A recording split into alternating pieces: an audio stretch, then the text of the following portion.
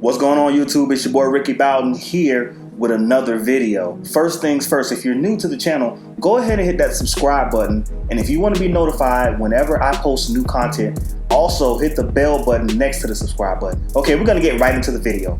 Okay, so today we're talking about my second AIT. As I said in previous videos, I failed one AIT and I was reclassed to 25 Victor. Picking it up back at Sam Houston, we got our orders. I got it for 25 Victor. We flew to Maryland. When we flew to Maryland, we got in at night. So we got in at night, me and two other soldiers, and we decided to just stay at a hotel for the night instead of trying to go to the unit in the middle of the night. We just decided to stay at a hotel. So we stayed at a hotel. We slept in for as long as we wanted to. We got lunch at a nearby restaurant. Once we did that, we went and caught a cab on to Fort Meade. The cab was really expensive because the guy acted like he didn't know where he was going. And if you have taken cabs at Fort Meade, you know, or in the Maryland area or DC area, these cabs drive these routes every day, so they know where they're going. But he was riding us around in circles. But anyway, so we get there and we were all excited. We're getting ready to start our new MOS. We just got out of Fort Sam Houston. We were glad to be gone from there.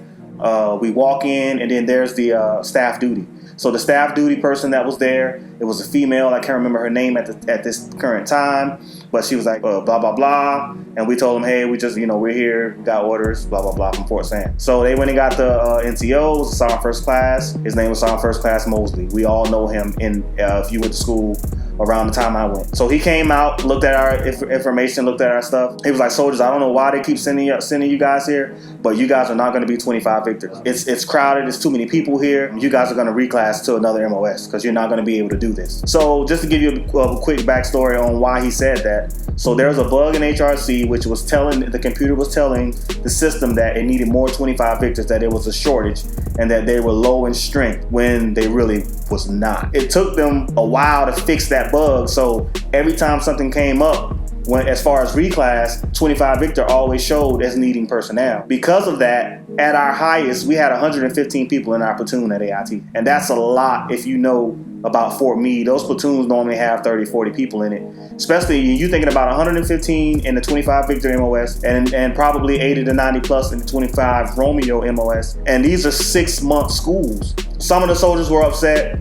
People had been there anywhere from 3 to 6 months waiting to get into class. Some people even a year. Because some people failed the first FA, which is functional area. They failed the first FA and they were recycled. That quickly went out of the window because we had so many soldiers there that they couldn't afford to recycle anybody anymore. So if you failed by the time I got there, you were being reclassed or kicked out of the Army. I seen people get kicked out. I seen people get reclassed. We continue on that weekend and we went to the DFAC, which was a great DFAC, by the way. Probably the best DFAC I've ever been in to that point. I'm going into it, it looked like a restaurant, especially when you compare it to the crappy DFAC that was at Fort Sam that we had to go to. So we went there, we ate, I believe it was dinner because we had already had lunch. And then we had our first formation. And that formation was the wildest formation I've ever been in. No discipline, no nothing. People yelling and screaming. The platoon sergeants, the student platoon sergeants were up calling roll, and people were calling out their set and where they're from and all this kind of craziness. And it just was out of control. And I could not believe it. Coming from Fort Benning and Fort Sam Houston, stricter environments, coming into Fort Meade was just like crazy to me. I couldn't believe that that was going on. But of course, as we do in life, we adapt, and I quickly adapt to the environment that I was in. The Monday came when we were supposed to start class based on our orders. Then that Sunday night, the sergeant had us in line and it was like, okay, this person's going to school, this person's going to school. And he named all the people who were scheduled to go to class. They had a list. My name wasn't on the list. And then I asked, I was like, hey, my orders say I'm supposed to, blah, blah, blah. No, you're not going, soldier. You're not in school yet. You're just getting here. And there's been people waiting here 6 months to get in class. So it's not, you got to wait your turn, blah, blah, blah. So I'm like, okay. The sergeant said I'm an E1, I'm an E fuzzy. So I don't know no better. We continue. I had to run an errand. They had me run an errand over to DINFOS. Now, DINFOS is a defense information school. That's where, so I went over there to run an errand, and I saw one of the soldiers that was in class, and he was like, hey, Bowden, they called your name in class. So I'm like, okay. I'm like, well, they told me that, I wasn't in class yet, so I don't get it. I don't understand what's going on here. So I'll go up to RQM. RQM is the place they handle all the rosters, the people that are going to be in class, and that whole thing, kind of like your front office type. So I went up there and asked, I was like, hey, when am I supposed to start class? Like they said they called my name, and then the sergeants back at the desk are telling me that I wasn't supposed to be in class, blah, blah, blah. So they was like, push come shove, well, let me look into it, and then we'll call your platoon sergeant and let them know what the outcome is. From the time I walked from Denfos back to the deck, Sergeant First Class Ruffin, which was another platoon sergeant, met me at the door. I was like, soldier, what the freak are you doing? Get down.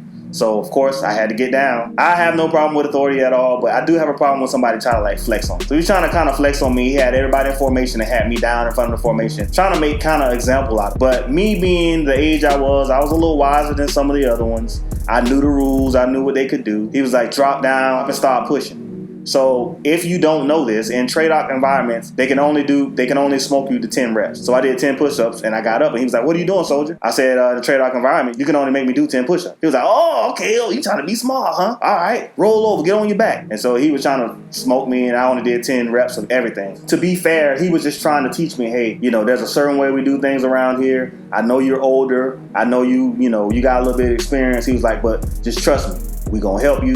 We gonna get you straight. He called me back later, and that's the conversation we had. Like, look, just trust me. We have a chain of command for a reason. Blah blah blah. So even though I was older, I still didn't know the Army way. So I still had to learn that. So I had to, he taught me that. When you're not in class, you're on something that they call AFI. AFI is awaiting further instruction. So basically, you do nothing. You sit around and you do details around the barracks, but once that's done, then you do nothing. Or you will go with this guy's name is Mr. Culpepper. He'll come in and say, I need 3 soldiers. I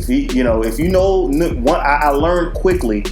I learned real quick not to go with Mr. Culpepper, because if you went with him, you were getting ready to do some foolishness, like some hard town lifting and foolishness. So I learned that quick because I went on one detail trying to get out of the barracks, and thought I was getting away, and that detail sucked. But in other cases, people did details and got coins and AAMs and all that. Long story short, it took me 3 months to get into class.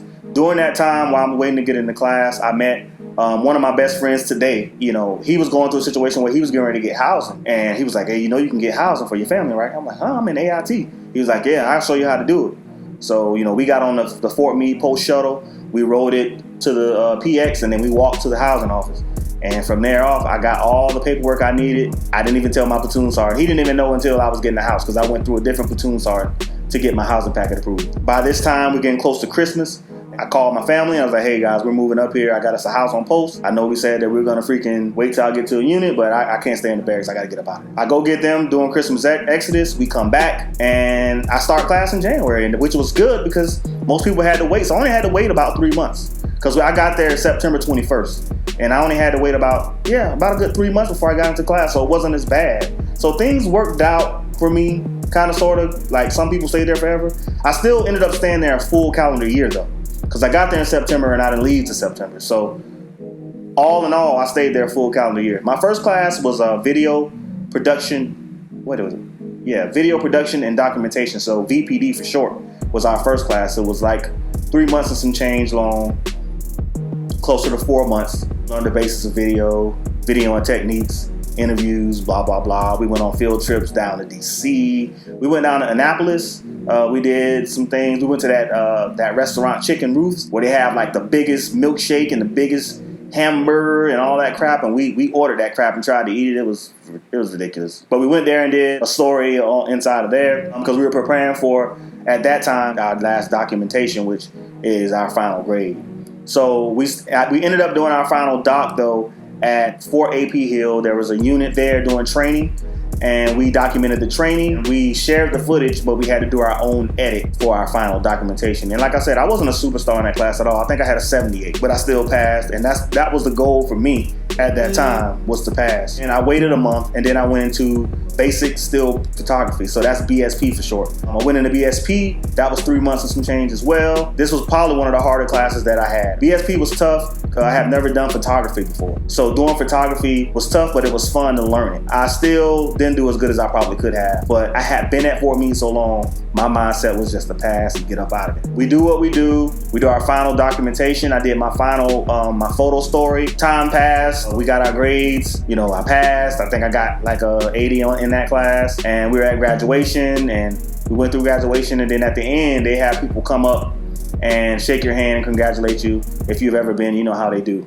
So at a military function. So people were coming around and they keep saying to me, keep your knees and feet together and look to the horizon. And I'm like, what in the world is they talking about? I'm like, I don't know. I didn't know what they was talking about at the time. I had no idea. Okay, so I didn't know where I was going, but didn't have my orders yet. If I would have known what I know now, I would have known where I was going when they were telling me that, but I didn't. So we get back to the deck. So Ruffin comes out with all the orders, right? So he's reading all the orders. You're going to Fort Carson, you're going to Fort Campbell, and you know, you're going to Fort Lewis, Washington. And he told one guy, you're going to Eglin Air Force Base in Florida. I'm like, oh man, this man going to Eglin. Man, he going to Florida, like that's where I'm from. I'm like, please let me go. And then he started reading the Fort Bragg names. And then it just seemed like it went in slow motion when he got to me and he said, you're going to Fort Bragg. Oh God, give me no reason. I'm down. Now, everybody that knew me knew that I didn't want to go to Fort Bragg, and I made it known and I said it forever. I kept saying, I'm not going to Fort Bragg. I'm not going to Fort Bragg. I don't care what they say, I'm not going to Fort Bragg. But there was others that went to the first sergeant and said they wanted to go to 55th, and he made it happen for them. But for me, I wanted my duty station to be I wanted to be picked organically. I didn't want to have a hand in where I was going. I wanted to just let it happen. Then I probably, I was thinking if I do it that way, then I'll get something cool. Nope, Fort Bragg. So I'm still glad that I didn't go to Fort Meade anyway. 55th Combat Camera, no sir. I'm glad I didn't go there because my career probably would have turned out a little bit different. That's just basically that's just basically it. Like we had a lot of fun times at Fort Meade. I met a lot of nice people. I was there for a whole year, and there's a lot of stories, man, that I can tell at Fort Meade, but it'll take all day. That's my story. I hope you guys enjoyed it. Make sure you subscribe. Make sure you like. I will see you guys on the next video. In the next video, I will be talking about Fort Bragg.